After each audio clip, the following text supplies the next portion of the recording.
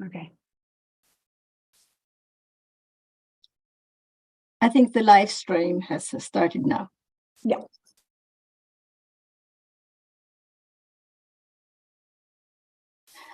It looks as if Eva also have had some problems with the link to the meeting, so I'm not quite sure what happened.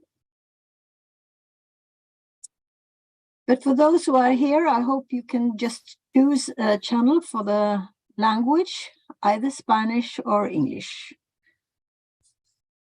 Okay.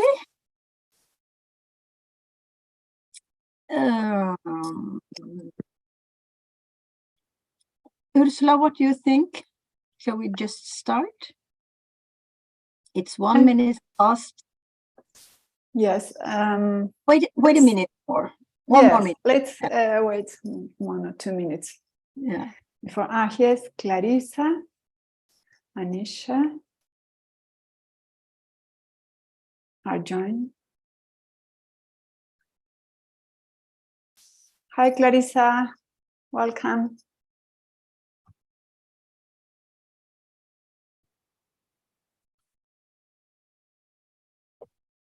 Thank you, everyone, for joining today to hear Nina's talk. We will start in 2 minutes, 1 or 2 minutes.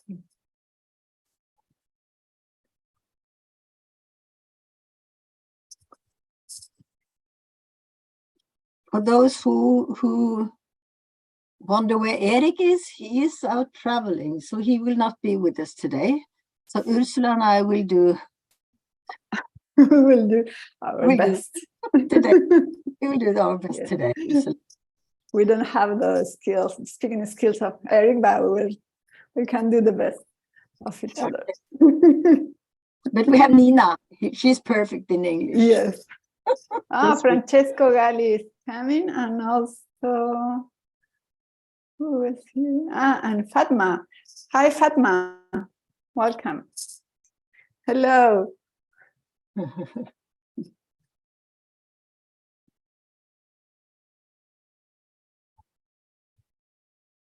Okay. So maybe start. Yes. Let's start. I think we can start. Yes. Okay.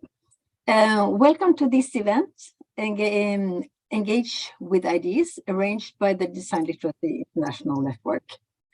Today, we have invited Nina Terrey to present her ideas. A warm welcome to you, Nina. We are very much looking forward to your presentation titled Embedding Design Literacy in Organizations for Impact. And as announced, this is partly based on your PhD from 2012. And before we give the screen to Nina, a few words about the network and our events.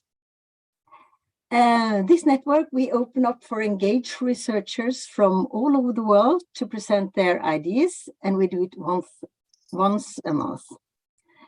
And by doing so, we inform each other about design literacy, meaning competence within design and design education. And we acknowledge our diverse backgrounds in different contexts of design and design education, as we come from different parts of the world. And also the ideas of the Brazilian educator Paulo Freire and his writings and practice in the 1970s have inspired us. And by us, I mean us who arranged these events. And as then in the 1970s, competence was and is important for wise decisions. And wise decisions are of great importance if we want to move the world in the direction of a better and greener tomorrow. And of course, we know today that the decisions are not based on verbal text alone. More and more decisions are based upon design visuals. And we have experienced how other fields of knowledge also have developed their special competences, such as health literacy, financial literacy, and eco-literacy. And as we think design literacy might be a key competence for the future, where we have multiple ways of producing and receiving information and competence. So today's presentation will be translated into Spanish, and I hope you have chosen the right channel, either English or Spanish. And many thanks to Pia at the University of Desarrollo in Santiago, Chile, who will make this happen in a nice way, all the technical things. So now, Nina, once again, welcome to you, and the screen is yours. Thank you so much, Liv, and hello everybody, and thank you for the opportunity to speak to this network. It's really great, and I will be presenting, and there's time for conversation afterwards as well. So I will share some slides, and these slides I will make available after the talk, and also I do have some points that I'm going to talk through, which I can also make available for people as well. I'll just share my screen. And if I could just get an indication, do you see my full screen? It's okay, fine. The slides, thank you, that's great. Okay, so well, let me begin. So my name is Nina Terrey. I have a PhD in Managing by Design, and as Liv had introduced, I will be drawing and talking to a particular aspect of that PhD that I think has endured over time. Just a bit about me, I call myself a designer. I primarily work in very complex systems and really deal with very broad-ranging issues such as how to address climate change, climate impact, looking at how we actually shift old systems into new systems that are much more just and fair. I look at the aspects of social systems that are unfair and do not represent and reflect the needs of people in society. And I've done extensive work around addressing gender inequalities, whether it's at the institutional level, as well as the sectorial level, and some of the broader social impacts on women's safety and children's safety. So I'm very passionate about being a designer, and at the heart of that, there is the need for literacy of how we work, why we work, and therefore it's been a curiosity of mine for some time. And part of the beauty of what I do is that I've studied and I continue to teach and share my insights around design and practice. And I'm also a co-founder of a design company called ThinkPlace. And we're a global company. We're in 8 countries and counting. And we really focus on the critical issues facing society. And we do a lot of work that we frame around the Sustainable Development Goals. And it's something I'm very proud of because it might be a sign of either craziness or wild ambition, but I actually started my PhD at the same time that we started the company. So that was quite something that I hadn't thought about till after the fact. But sometimes you just got to do a lot in one step, and then down the track, you're thankful for that. So it's actually a real pleasure to even go back and reflect a bit on my research that I did some time ago. And I did that research, if you're not familiar with that, it's a case study on the Australian Taxation Office, which a lot of people found curious, which is design in the context of public policy. At the time, it was highly new. That's not so new now, which is great. And really, I was very curious to understand what is this concept of design and how it evolved. I worked for the tax office, so I was a part of that design capability. So I was able to think about this from the inside. And then the beauty of study is always to stand back and to look at it from the outside. So probably one of the things worth calling out is that when we do study something, if we're a part of it, how do we look at it with a lens that ourselves can actually see it critically? And I think that's one of the things I want to talk about today. So with today's talk, I have actually zoomed in on a particular area that I think may be considered somewhat of an evergreen kind of aspect of my research. And whilst it is some time since this was done, so finished the research in 2012, I do have to caveat that obviously my reference points go back to some point in time in terms of the case study around the taxation office. And I cannot talk about the current state of design in that organisation. So just want to make that really clear. But I think it's always important to reflect where there has been work done in institutional settings, I think still serves a purpose. And I believe that's the case today when I talk through these different paradoxes. So I just want to highlight that when we do think about research, sometimes it's what happens behind the scenes that's just as valid as what is coming out of that work. So before I actually talk about these paradoxes, I kind of wanted to take you through that back of the stage experience, which is how did I deal with this topic? Why did I end up with these paradoxes, and kind of what helped me see this within my data? And there's something important about when you do any sort of research, whether it's formally through your own higher degrees, or it's in the day-to-day work that you do. And behind all printed words, there are many, many conversations that we have with people that we trust, people that critique us. And I believe that's actually what creates the work that we do. So I just wanted to sort of talk a bit about that. And that one of the things that I really learned, I guess, through my own research and practice is that you do circle back to those people that can critically challenge your thinking. And in this case, one of those people was one of my supervisors, Professor Annie Dugdale, who's now since retired, but she was quite an inspiration in my own work. And one of the things that she really pointed out to me very early on, which I remember talking at length over cups of coffee and I couldn't quite get my head around, was the idea of, if we're going to study the social, how might we see things anew? And as I have prefaced, when you are researching, understanding a practice such as design, and you're one of those, how do you see that in a way that can be thoughtful and helpful for others? So what she actually did put in front of me, which at first I didn't appreciate, and my whole research really centered around this eventually, is the concept of actor network theory. Some of you may well be familiar with this, and if you're not, it's a really interesting, I guess, theoretical and methodological approach to really understanding the social. And what I found quite fascinating when I eventually understood what it was about is this idea of this, like, there's materiality between things that are human and non-human, but there's this really strong semiotic relationship and meaning making that actually occurs.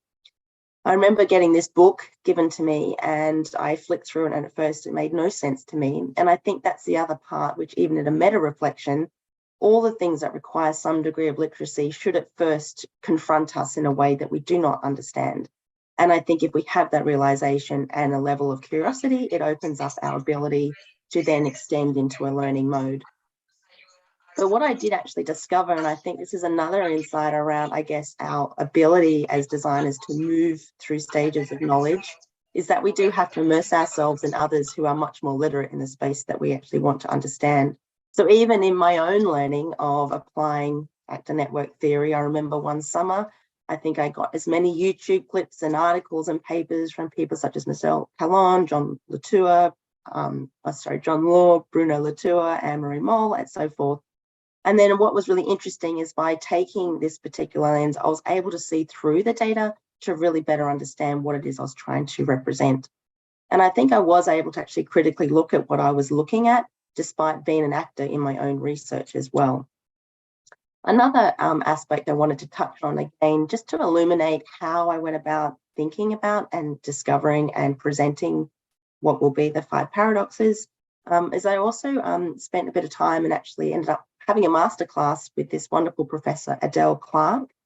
She's a sociologist at the University of California, San Francisco.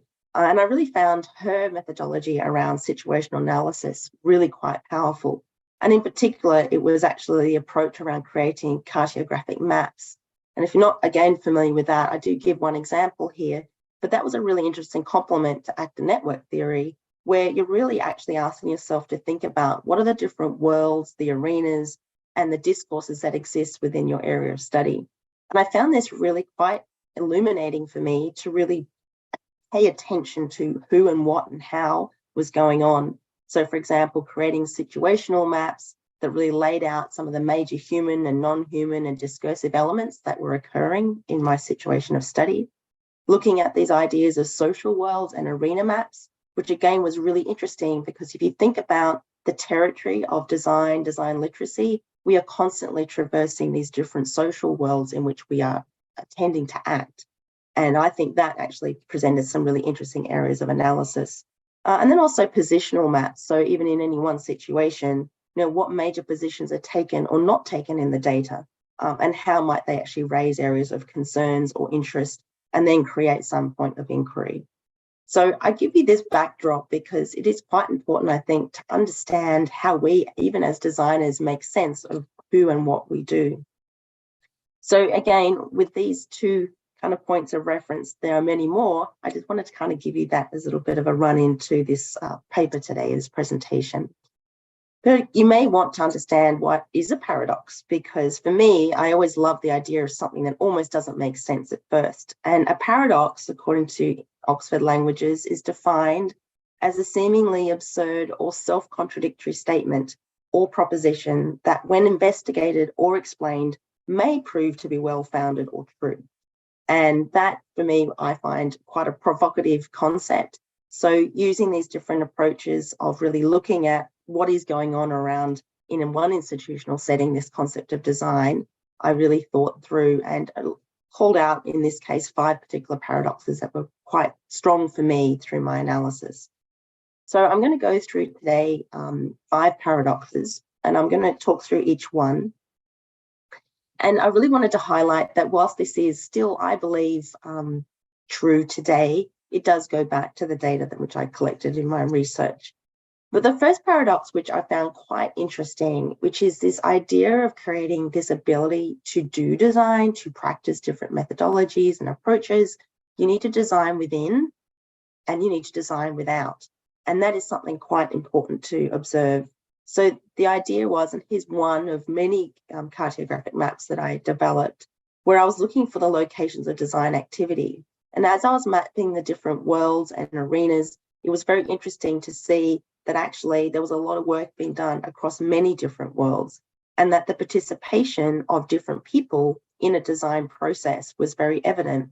And that in this scenario, or this bit of research, my area of focus of the tax system included people from small business tax-paying community, or the tax agents, or lobby groups, or peak bodies representing industry. They were all implied and active in the practice of design. And clearly there is a variety of design literacy that occurs within that.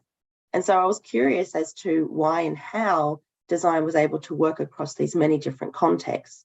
And when you do take a closer look and inspect in terms of thinking about these different boundaries, we do start to ask ourselves, what are those boundary objects or those abilities to actually translate between the different degrees in which we are literate in how we do design? And some of those elements that were illuminated for me through this process around those boundary objects came in the form of designers as facilitators, different tools and techniques that were made to be accessible, and probes that could really help engage those who were not particularly literate in design. And at the heart of it, we know that design in the most complex of contexts is far more participatory and seeks to empower those who may not fully appreciate how design is, so they can act and be actively involved. And as you can see in this diagram, it was very interesting that we need to extend our understanding of literacy outside the bounds of an organisation. And then in this case, just a few examples, what are those different, I guess, levers or boundary objects that enable this transfusion, this transmission, this communication, translation of what we mean by doing design in arenas that aren't actually exclusive to the organisation or institutional setting. And one of the comments that a senior leader had made to me at the time, and I do hear this in other contexts over time as well, is that any place where we're able to say there is design literacy or competency, they are able to then nurture that competency in other contexts, and that they recognise that there is a need to actually influence those who do not understand the concepts of design, because their participation is most critical. There's a paradox too. I always found this quite interesting, in that design needs freedom as well as discipline. So what do I mean by that? So within an institutional setting, we do require the need to create a shared language, a framework, a common approach, so that it creates a distinct place in the sense of institutional settings. We know that in institutions, any place that one plays, whether as individuals or as teams or as groups, there is always a sense of competition and survival in many ways. So the ability to really define what you do and how you do it is necessary.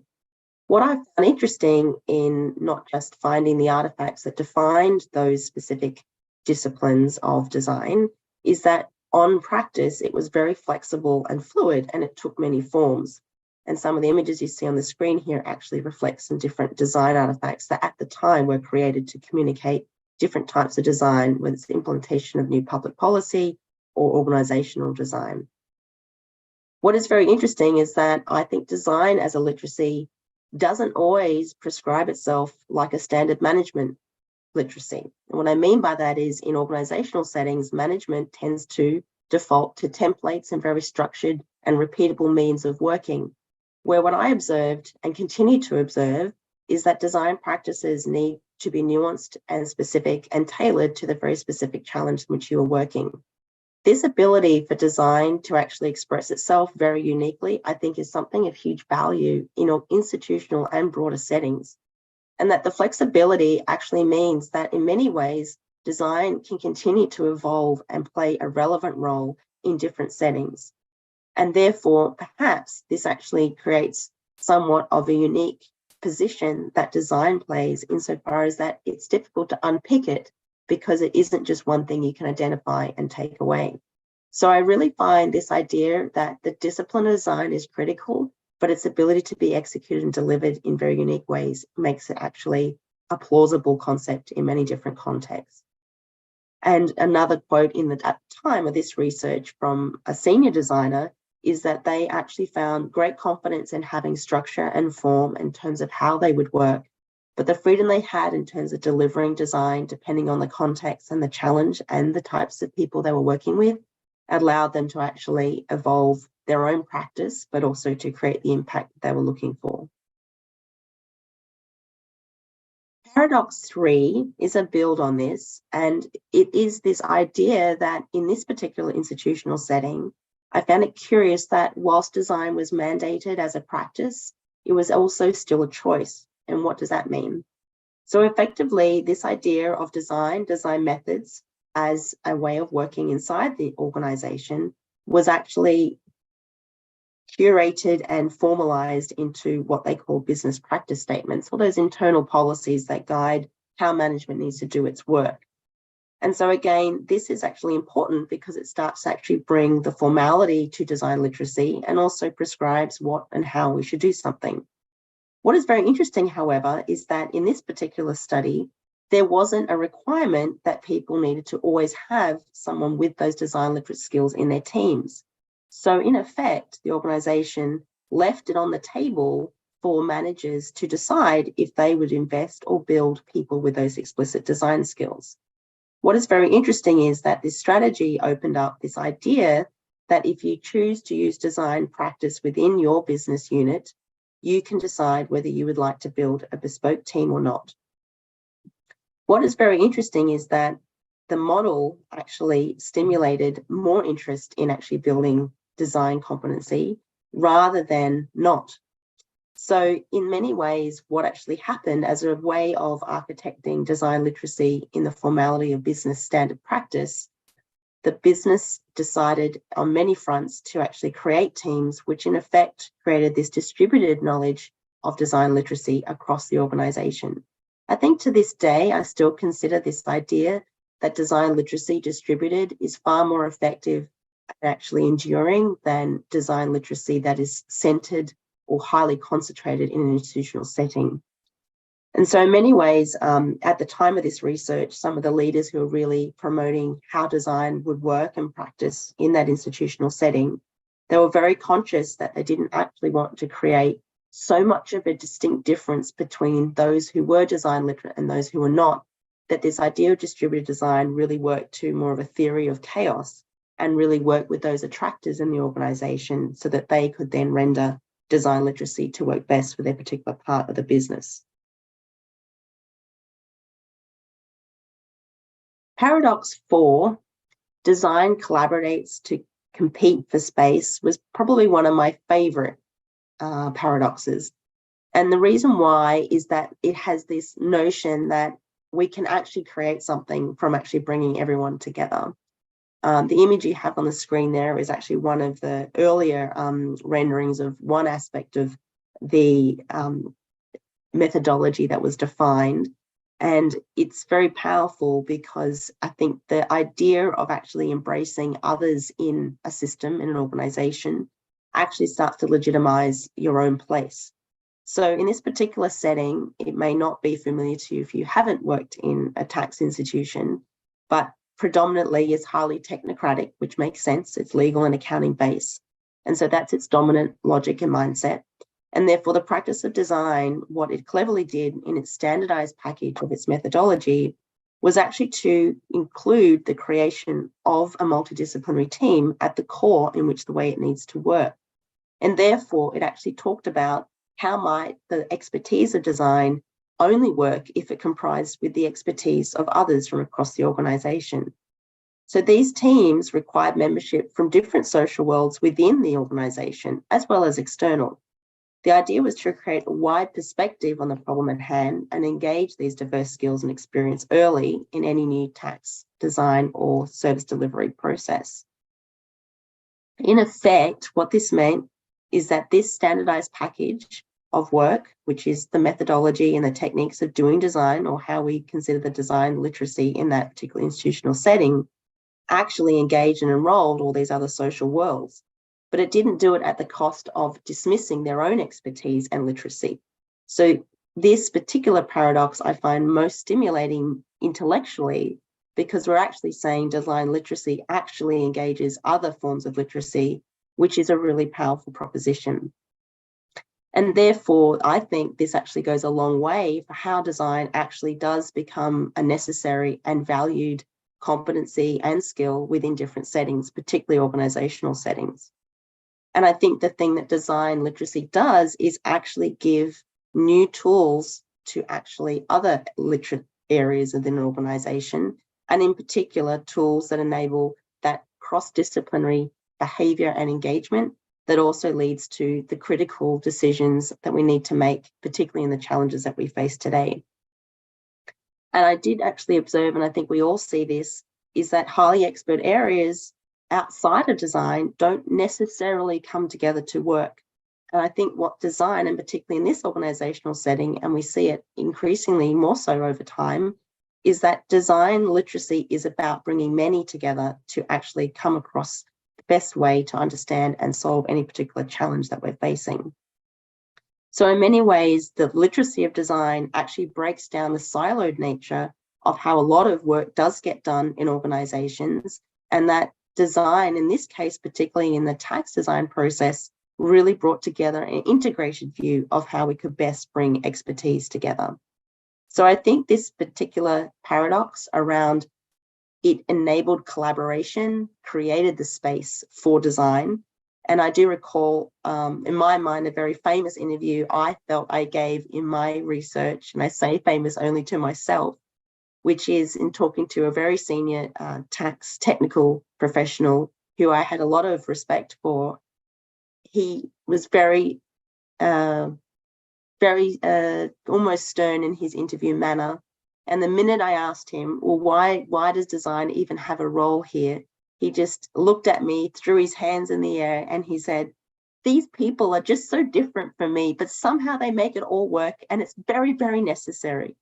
So even when design literacy is not fully articulated in specific terms, it is actually valued and understood by those who participate in the process. The last paradox that I wanted to touch on, which again I think is important, and it does come up a lot, which is this idea of who can do design. And in this particular study, it was very important to recognize that design was both exclusive and inclusive. And I think this is important because we do need to understand, and we know this, and at the time, this was early in the argument of design thinking, is that there are very important skills and expertise that comes to bear in an organizational setting where we do actually need to understand those that do certain design activities need to have those requisite skills and background. So in this case, there were a lot of attention given to skills such as research, information design, digital design, and strategy, and also acknowledging there are many, many other forms of discipline and design. But the idea is that in this institutional setting, it was the formal recognition of these roles, which actually was very critical. So in the day-to-day practice, it was very clear who was actually doing design, But equally, it wasn't as exclusive in terms of, as we know, doing the practice of design needs to bring those together so that everyone is actually participating in the design process. So again, this was an emphasis that whilst it was important to point out that design is a distinct skill and competence, it actually is not something that those who weren't exposed to that background could not participate in. And something that is also interesting from an institutional kind of embedding and acceptance of any literacy is that there is a requirement from an expert to expert relational perspective that there is a recognition of one to the other. And I think where literacy is still evolving or growing, the earlier we can actually articulate that value that it creates and the expertise, the earlier it can be understood by others who are expert within an organizational setting. And as one particular senior leader at the time had said, they were able to point to specialists, and in this case also specialist facilities and environments that actually really allowed them to demonstrate where they were doing design, so to speak.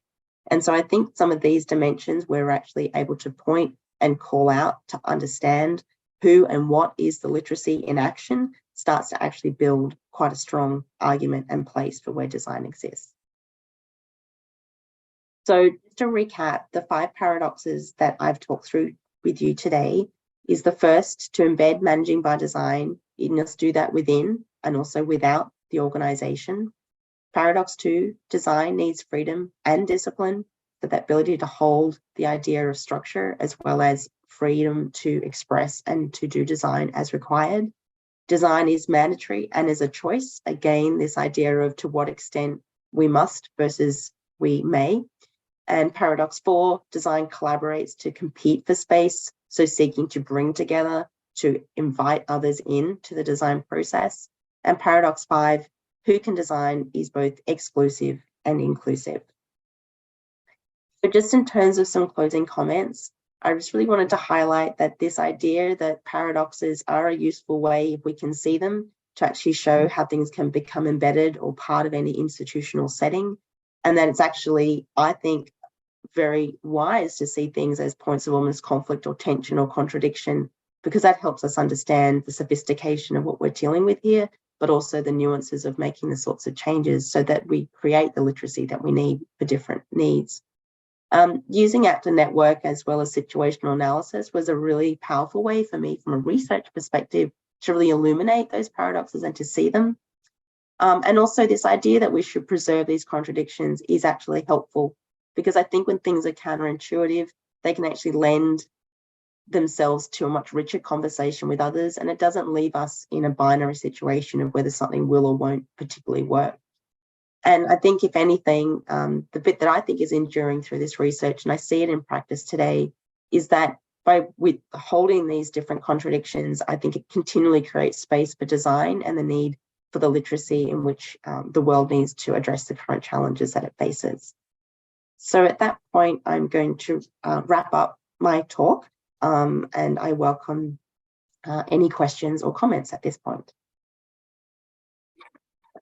Thank you so much, Nina, and thank you for presenting all your paradoxes. I think all of us, we recognize some of them, and I'm really looking forward to hear some comments and questions. So Ursula and I will share this part. Ursula, she's looking for questions in questions in the chat, or she will also see if any one of you raise your hand. So Ursula, has anyone addressed any questions? Perfecto. Fatma, Hans, vamos a empezar con, perdón. Fatma, ¿quieres hacer tu comentario que dejaste en el chat? Sure. Thank you very much. Great presentation. And all paradoxes are so familiar, and all of a sudden they're so, obvious and insightful. Thank you very much. Just paradox 1 is not clear to me for some reason. Could you please elaborate on it a little bit? Thank you very much, Nina. Yeah, thank you very much, Fatma, and thanks for that comment as well about the paradoxes. Yeah, so So the intent behind Paradox One is that, I mean, ultimately my research was curious as to how design remained within the organization as a practice. So it didn't just come in as a project and go again. So in this particular paradox, what I found interesting is that the ability for those within the organization to engage with other parts of, I guess, the tax system in a way that enabled design to do its work. It wasn't just within an organizational setting. It was able to connect to very different organizational contexts and continue to do the practice of design. So, for example, in that particular cartographic map that I showed, it actually points to different institutions that actually exist within, I guess, the tax policy narrative or process. And so really this idea that you couldn't actually just do design as a concept just within the bounds of one organization or the tax office. You needed to actually extend the practice of design into other parts of that system. So what I mean is that there were people in different organizations who were familiar and understood the design practice, were able to engage in different ways of working. So there was quite a shift in kind of culture and working that was quite important. So for example, the idea of collaborating cross disciplines, working together very early was quite a big shift of management practice across a tax system. So being integrated and collaborative was a really different way of working. So what I found interesting is that way of working was starting to influence and change those different settings outside of the organization. So I guess anyone trying to embed design are investing just as much time in other actors and other organizational settings as much as their own. And I found that really interesting. It's not just get it right here. You have to work with those critical partners that effectively create the change you're trying to do. Does that make sense, Fatma? Yeah, definitely. Thank you very much. Thank you.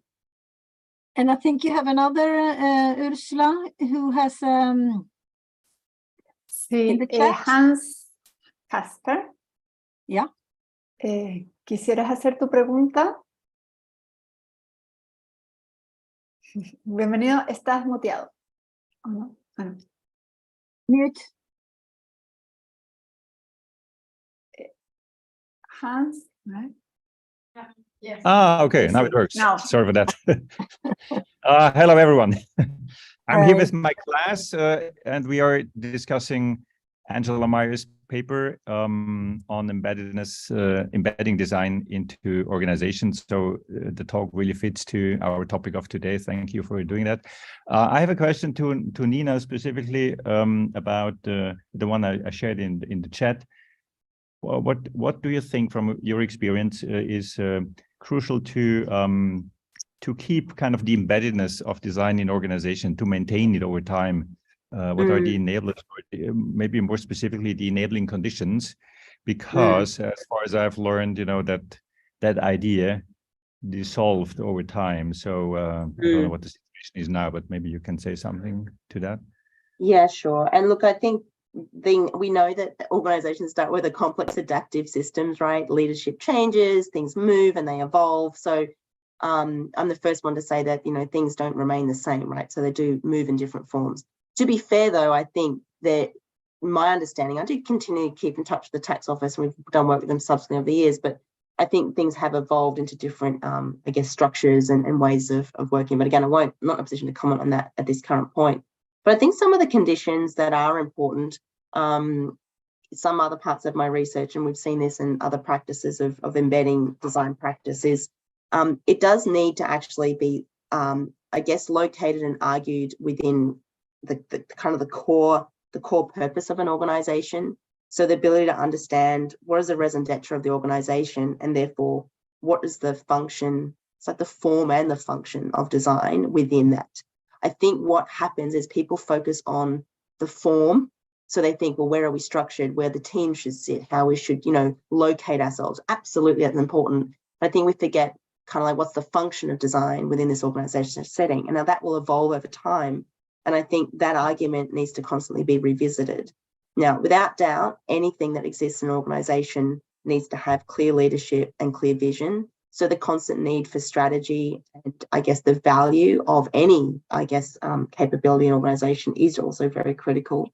But I think there is also something that I see as a thing that actually causes, in some cases, design to weaken, is that for some reason, there can be a tendency to want to keep changing things like the methodology and evolving it. And that so everyone plays with the dimensions, which perhaps are the wrong parts that they should be focusing on. So I think the need to show an evolution of how something has traveled over time in an organization is also helpful. What can happen with new leadership is they want to put their mark on things such as design, and that can unintentionally look to undo the past instead of building on the past. So I think we need to see things like, I think about the pedigree of any discourse. If we look at design research, for example, I was reading a paper about, starting from the early 1940s, 50s, 60s. If you tell the story that way, it's a very different story about design research versus telling about what does it do today. So I think a large part is really, really keeping in context to the organization's, current needs, and maintaining relevance is most critical. I did spend a bit of time talking about, I guess, the different levels of competency in organization. And again, I have seen potentially too much attention on, I guess, more of a technical layer rather than a management and a visionary or leadership level.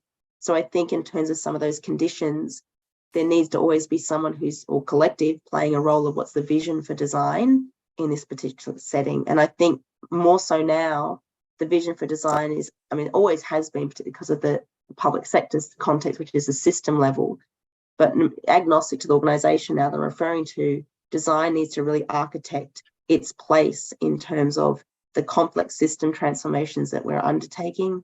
The absolutely inherent core value, I think, of designing is this participatory, highly collaborative, embracing of the emergent, and really seeking, to integrate often very competing and complex criteria.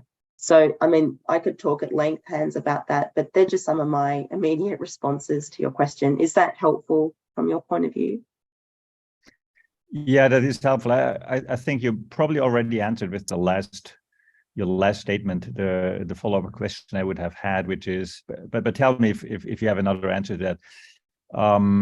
What do you think is, from the experience, is kind of, or might be missing in terms of specific design competency to maybe support the idea of remaining embedded, or maybe even increase in terms of a maturity of the design function within organizations? Would there be a specific competence that you say regarding the different design competencies in the organization? You mentioned design managers, for example, on the one diagram, is something that is missing and should be or could be added, say, for example, through education or any other means. Yeah, look, it's a really great question. And in many ways, I think arguably in an institutional setting, it is about where, I guess, both knowledge and power is held is important.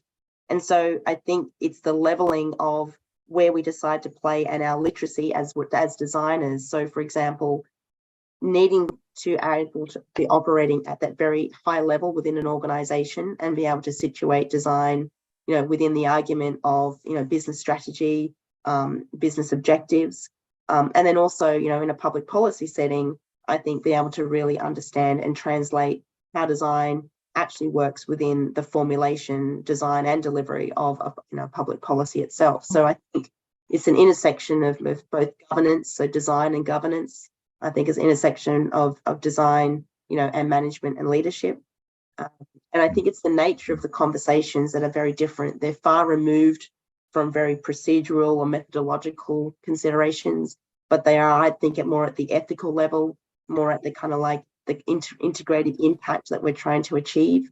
So I think it's actually a more sophisticated narrative around that broader impact that we're trying to create, that I think that's, no one wouldn't say it's necessarily absolutely missing, but we need to strengthen it, I think, as designers. Thank you. Yeah, great to hear that. Thank you very much. Yeah. Thank you, Ben. Thank you. I think that Francesco has either a comment or a question. Are you there, Francesco?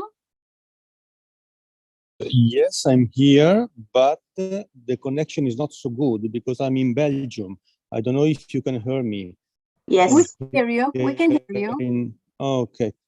Okay, that's why I also share that is not a question, it's a reflection. First of all, well done. Really fantastic, like I mentioned in my chat, you using this philosophical term like paradox, but maybe that is also connected with the reflection before.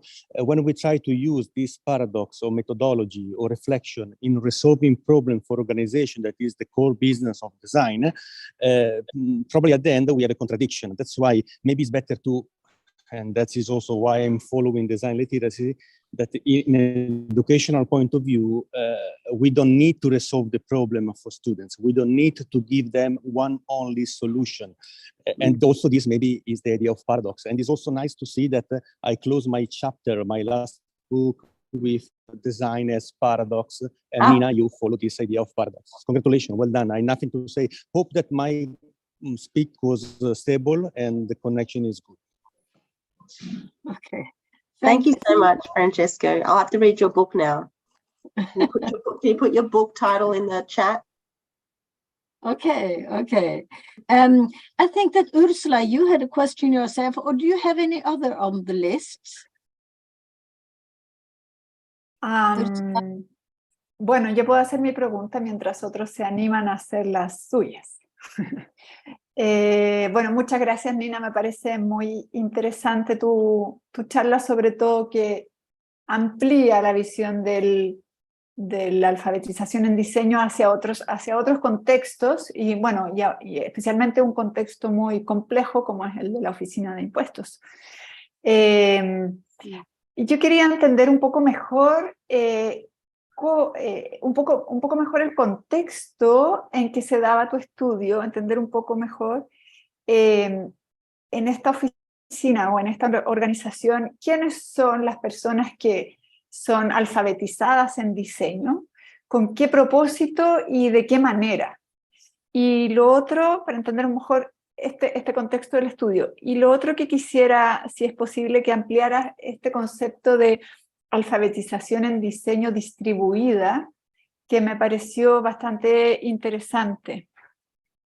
Y, espera, y dentro de la primera pregunta, que es entender un poco el contexto, que también te refirieras un poco a las dificultades y barreras que observaste respecto al contexto organizacional, porque los diseñadores siempre tendemos a encontrar que es tan fantástico el diseño, pero también tenemos que enfrentar, hay barreras que hay que enfrentar culturales, organizacionales, y me gustaría saber un poco cuáles fueron las barreras que pudiste observar. Okay, thank you. There's a few questions in there. I appreciate that. So look, I think, again, the context, again, at a point in time when I was doing the study, I guess a number of context is always important. So for example, I mean, I discussed this actually, in my PhD at the time. I was curious as to how design even made its way in. How did it even appear? Which is really interesting. So what's very interesting about that, there's a number of different threads that, I brought together.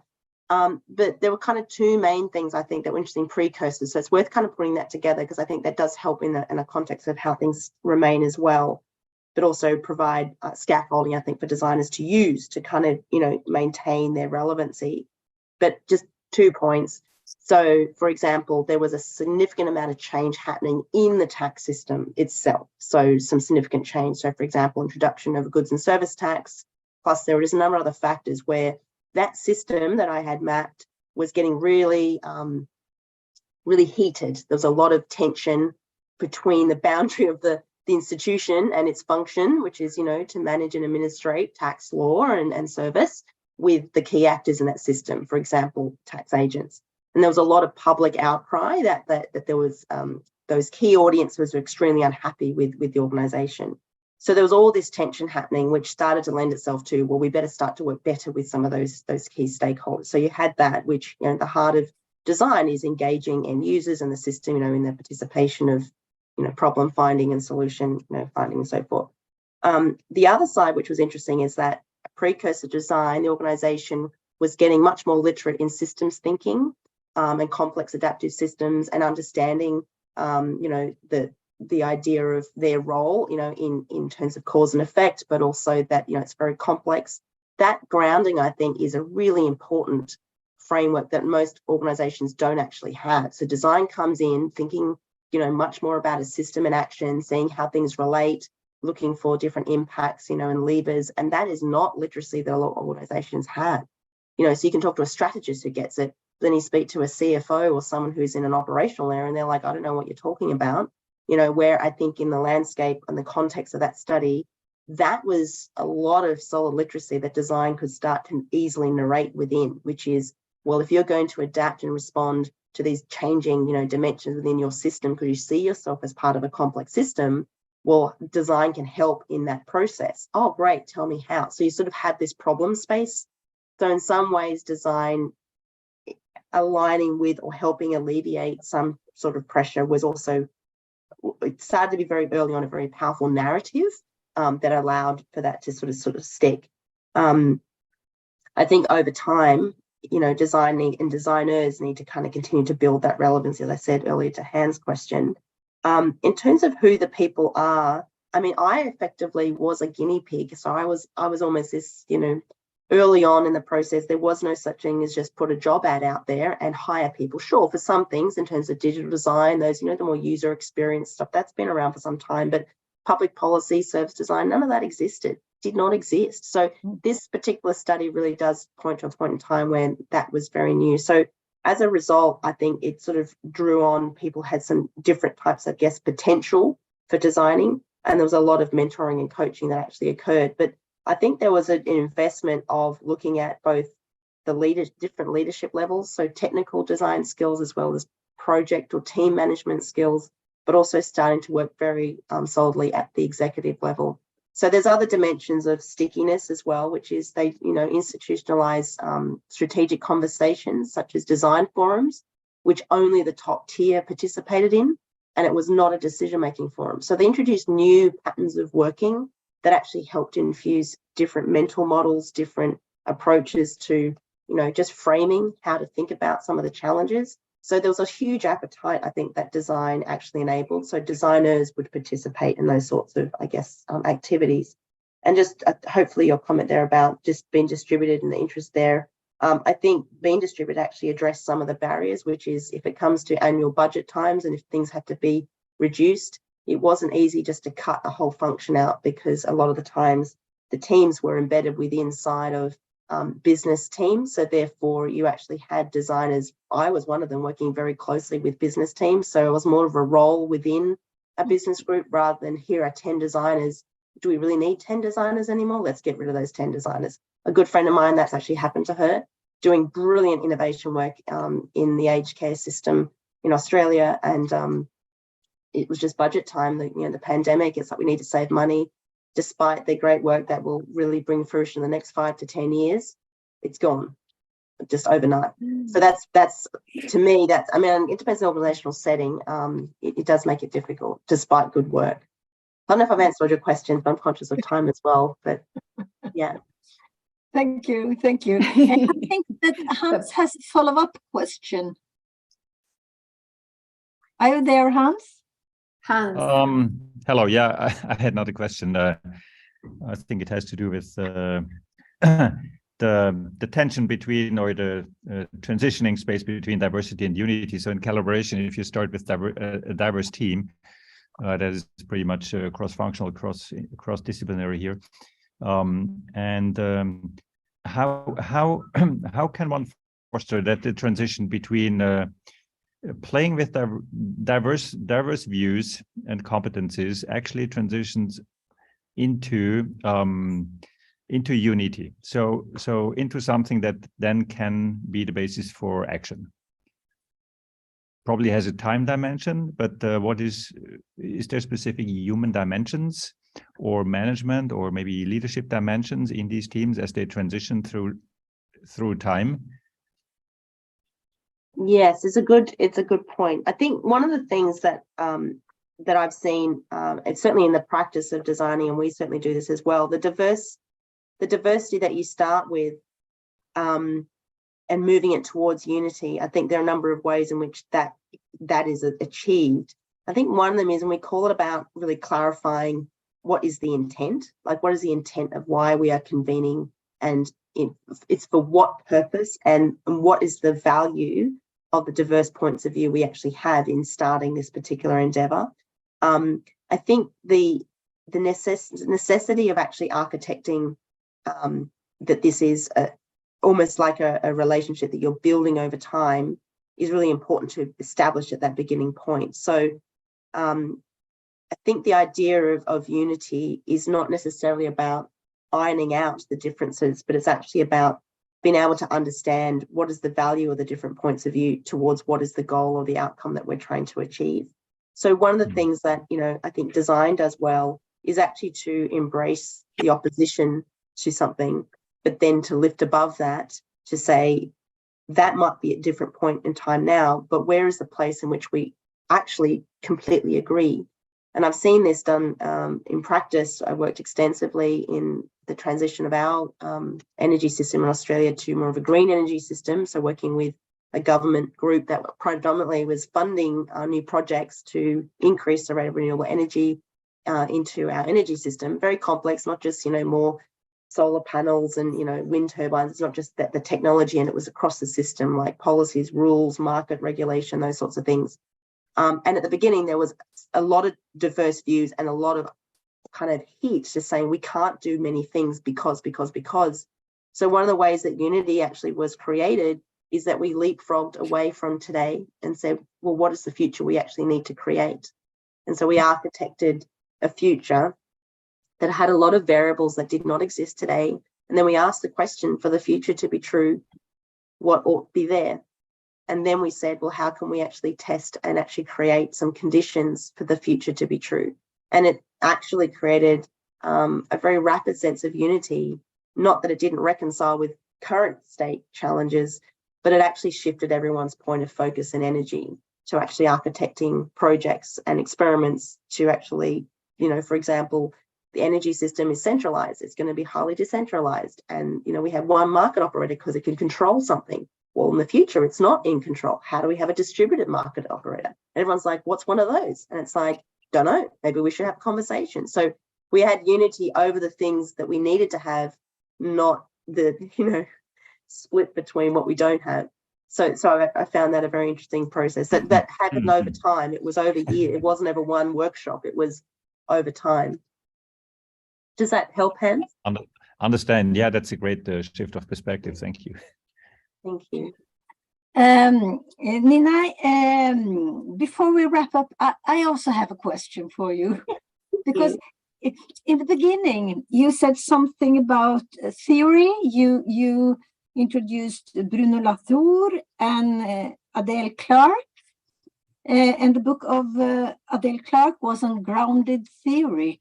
So I was just wondering, what was your best experience with the grounded theory? Because when I first read about grounded theory, it was in the book of Corbiner-Strauss from 1990, and it was kind of orthodox in the way that you should start your study with an not open mind, but almost an empty mind, so that you should go into something and try to leave all your earlier experience behind you. So if you have used grounded theory, what was your best experience with it? Because the orthodox way doesn't really function for me. So how did it function for you?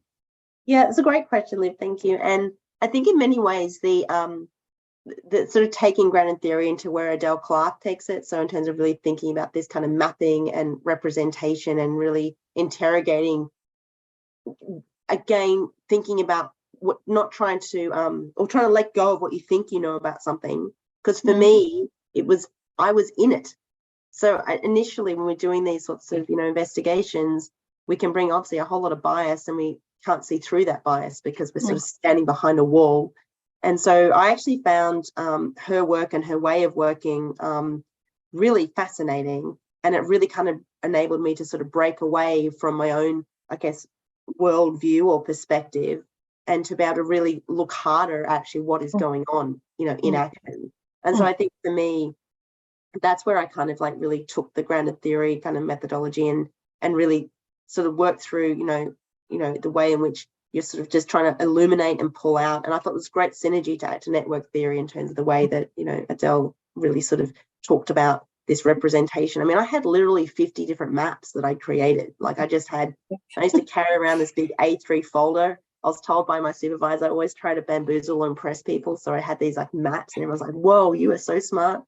I didn't think I was that smart, but I just thought it was fun. Like I'm very visual. So for me, I think it was actually really trying to embrace also my own learning mode. Like how do I actually better understand something? But for me, I thought it was really healthy to try to see things anew and to sort of scrape away my own kind of understanding. I don't know if that answers your question enough. You did. But it also like this mapping your thoughts, it makes you think new in a new way, and you see new connections, and that's the thing I like with the grounded theory. So in a way, but what you also expressed to us is the joy and the happiness, being able to map up things and find new connections. So I think this might be a nice way to wrap up this hour. So, but before we wrap up, Ursula is going to say something about the next event. But to you, Nina, thank you so much for answering our questions and opening our eyes for your research. So thank you so much. And then Ursula. De acuerdo. Muchas gracias de nuevo, Nina. Reitero las gracias de Lee. Y los invitamos a todos y a todas a nuestra próxima charla, que estará a cargo de Maureen Carroll. Maureen es educadora e investigadora de la Universidad de Stanford y que tiene una importante experiencia enseñando en la aplicación del Design Thinking en contexto escolar para estudiantes y profesores. Su charla va a ser la número 25, vamos a empezar el año 2023 con ella, y se llama Where Empathy and Learning Meets. Y ella va a explorar what does empathy look like in design-driven classrooms. Eso va a ser el día martes 17 de enero. La hora vamos a confirmar pronto porque hay una importante diferencia horaria entre Oslo y San Francisco, entonces es posible que hagamos algún pequeño ajuste. Así que están todos bienvenidos. Les dejé ahí el link en el chat.